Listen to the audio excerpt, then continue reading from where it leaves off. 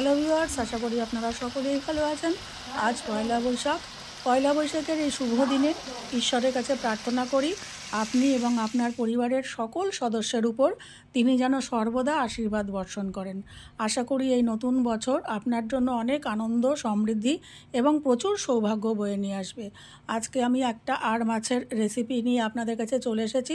আপনারা তো আর মাছ অনেকভাবেই রান্না করেন, একদিন এইভাবে রান্না করে দেখুন। আপনারা স্টেপ বাই স্টেপ দেখতে থাকুন আমি কিভাবে এই মাছটি রান্না করি। এই মাছটা একটা দুর্লভ বাঙালি, একদম সম্পূর্ণ বাঙালি রেসিপি। আমি প্রথমে কতগুলো আর মাছ নিয়েছি, লবণ, হলুদ, লঙ্কার গুঁড়ো আর একটু সর্ষের তেল দিয়ে আমি এটাকে আগে মাখিয়ে রেখেছি। আপনারা আশা করব এই মাছটি একদিন অবশ্যই রান্না করবেন, নিজেরাও খাবেন এবং বাড়ির লোকদের খাওয়াবেন, এবং কেমন লাগলো সেটা আমাকে কমেন্ট বক্সে অবশ্যই জানাবেন। আমি নিয়ে নিচ্ছি সর্ষের তেল মাছটা ভাজার জন্য। এই রান্নাটা কিন্তু পুরোটাই সর্ষের তেলে হবে, এখানে কোনো রিফাইন্ড অয়েলের ব্যবহার হবে না। তেল গরম হয়ে গেছে প্যানের, এবার আমি মাছগুলো দিয়ে দেবো, দিয়ে ভেজে নেব। একদম কড়া ভাজবো না, কিন্তু আবার একদম হালকাও ভাজবো না।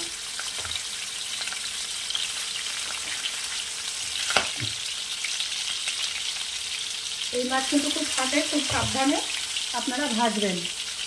হালকা আঁচ করে নেবেন, অল্প আঁচে, দরকার হলে ঢাকনা চাপা দিয়ে আপনারা এই মাছগুলোকে ভেজে নেবেন। এই যে দেখুন মাছগুলো ভাজা হয়ে গেছে, এর থেকে আমি কড়া কিন্তু মাছগুলো ভাজবো না। এবার মাছগুলোকে আমি তুলে নেব। আচ্ছা, এই রান্নাটা করতে কিন্তু আমার দুটো পাত্র লাগবে। এখন এটা করছি, আবার আরেকটা পাত্র পরে লাগবে। এর থেকে বেশি আমি কড়া ভাজবো না। মাছগুলো আমার ভাজা হয়ে গেছে, সেই তেলের মধ্যেই আমি দিয়ে দেব পেঁয়াজ বাটা। আপনারা মশলার পরিমাণটা আপনাদের মাছের পরিমাণ অনুযায়ী কম বেশি করে নেবেন।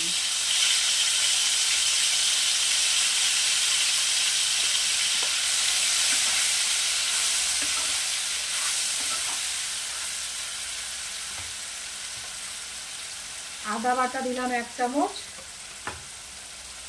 আর রসুন বাটা দেব 1.5 চামচ মতন।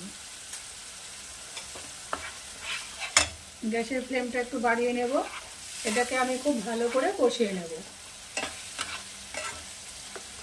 এরপরেও একটা ইনগ্রিডিয়েন্টস দেব, সেটা একটু কষানোর পরে।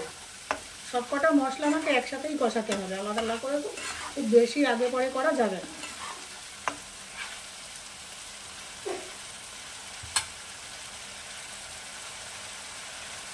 এরপরে দিয়ে দেবো এর মধ্যে টমেটো বাটা। এটা আপনারা টমেটো যেমন একটু টক টক যদি খেতে পছন্দ করেন বেশি বেশি দেবেন। আমি যেমন একটু টক টক পছন্দ করি সেজন্য বেশি দিলাম। যদি টমেটো পছন্দ না করেন কম দেবেন। কিন্তু এর মধ্যে কিন্তু দই যাবে না, যে টমেটো পছন্দ করি না তাই দই দিলাম, এটা কিন্তু দই দিয়ে রান্নাটা হবে না। দিয়ে দিচ্ছি পরিমাণ মতো স্বাদ অনুযায়ী লবণ, দিয়ে দিলাম হলুদ,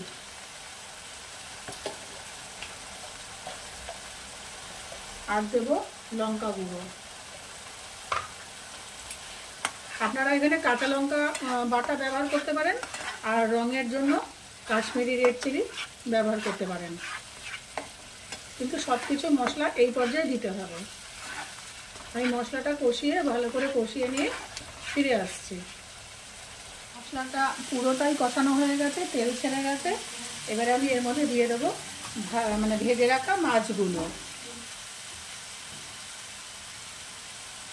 গ্যাসের ফ্লেমটা কিন্তু আমি একদমই কমিয়ে দিয়েছি।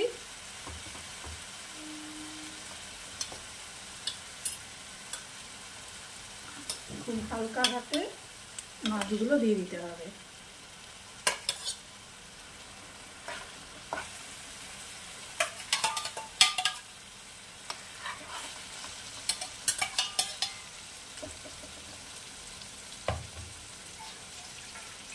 এবারে এর মধ্যে দিয়ে দেব সামান্য একটু জল, একটু জল দিয়ে দিলাম, বেশি জল দেব না, এটা কিন্তু গা মাখাই খাওয়া হয়। এটা কিন্তু ঝোল আমরা খাই না, এই রান্নাটা একটু গা মাখা মাখা হবে, অপূর্ব স্বাদের হয়। আর মাছের আরেকটা আমি রেসিপি আপনাদের শেয়ার করব, মানে খুব সিম্পল রেসিপি, ওটা আমার শাশুড়ির কাছ থেকে শেখা। সবাই দেখলে হাসবে, কিন্তু অপূর্ব সুন্দর হয় খেতে সেই রান্নাটা। আমি দেখাবো কদিন পরেই, আমার দেখানোর ইচ্ছা আছে রান্নাটা।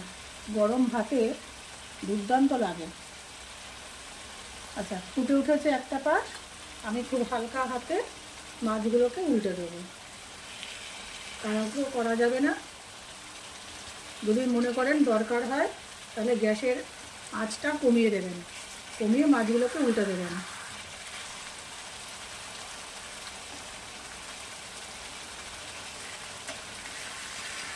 খুব ভেঙে যায় ওই পেটের দিকটা, মাছের পেটের দিকটা খুব ভেঙে যায় আর মাছের।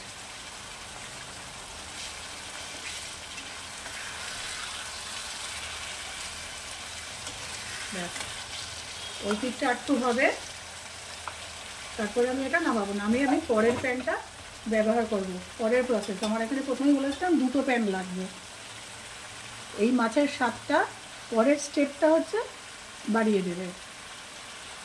ফিরে আসছি পরের স্টেপে। এবারে আমি একটা কড়াই নিয়েছি, দিয়ে দেবো সামান্য 1 চামচ মতো তেল, বড় চামচের 1 চামচ মতো তেল। এই রান্নাটা একদিন বাড়ির লোকেদের করে খাওয়ান, নিজেরা খান, আর আমাকে কমেন্ট বক্সে অবশ্যই জানাবেন কেমন লাগলো। আর আমার রেসিপিগুলি যদি আপনাদের ভালো লেগে থাকে তাহলে আমার চ্যানেলটিকে অবশ্যই সাবস্ক্রাইব করবেন, লাইক করবেন, কমেন্ট করবেন, শেয়ার করবেন।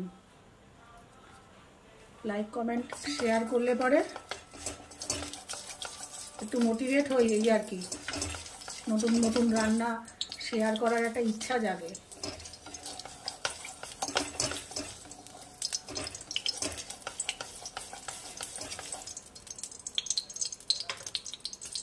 একটা আনন্দ পাই। যাই হোক, তেল গরম হয়ে গেছে। এবার এটা মেন আর লাস্ট প্রসেসে আমি চলে যাচ্ছি।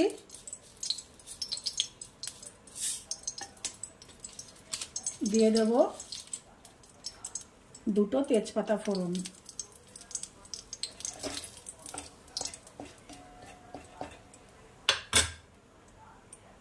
আচ্ছা, এবার দিয়ে দেবো একটু মেথি। মেথিটা একটু ভাজতে হবে, এটা খুব সুন্দর একটা কালারটা চেঞ্জ হবে, একটু গন্ধ বেরোবে, ততক্ষণ পর্যন্ত আমাকে মেথিটা একটু ভাজতে হবে। তবে একদম কড়া আছে না, হালকা আছে, নাহলে পুড়ে যাবে মশলাটা। ভাজা হয়ে গেছে, গন্ধ বেরিয়েছে। এইবারে আমি দিয়ে দেবো এই যে আমি মাছগুলো রান্না করে রেখেছিলাম সেইগুলো। আস্তে আস্তে করে মাছগুলো দিয়ে দেবো।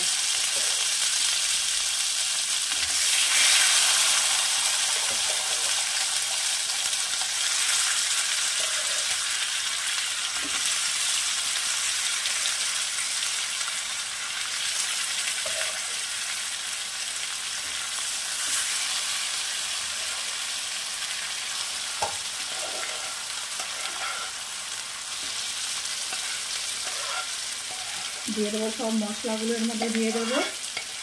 আপনারা রান্নার এই শেষ অংশটা যা ছড়ানো ফ্রাইং প্যানে রান্না করবেন, আমি একটা ছোট কড়াইয়ে রান্না করেছি, খুব অসুবিধার সম্মুখীন হয়েছি। এবার এর মধ্যে দিয়ে দেবো সামান্য একটু জল, যাতে মাছটা পুড়ে না যায়, তলা দিয়ে যেন পোড়া না ধরে। ব্যাস, একটু সাবধানে নাড়া দেবো। একটু সাবধানে নাড়া দিয়ে আমি এরপরে দিয়ে দেবো হচ্ছে নামানোর আগে, হয়ে গেছে আমার রান্না, জাস্ট নামানোর আগে আমাকে দিয়ে দিতে হবে আরেকটা উপাদান। একটু ফুটে ওঠার অপেক্ষায় আছি, গ্যাসের ফ্লেমটা বাড়িয়ে দিলাম।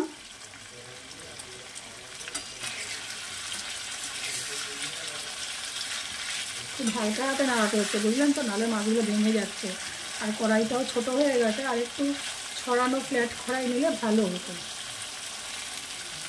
আপনারা আমার এই অসুবিধাগুলো দেখে বাসনপত্র সেভাবে সিলেক্ট করবেন, কোন বাসনে করবেন। আচ্ছা, নামানোর আগে আমি দিয়ে দেবো একটু গরম মশলা, ব্যাস। এবার আমি ঢাকনা চাপা দিয়ে সার্ভ করবো। তৈরি আমার আর মেথি, অপূর্ব স্বাদের আর মেথি, একদম একটা অনন্য স্বাদ, আলাদা স্বাদ। অবশ্যই আপনারা একদিন বাড়িতে ট্রাই করবেন। ব্যাস, তৈরি আমার আর মেথি।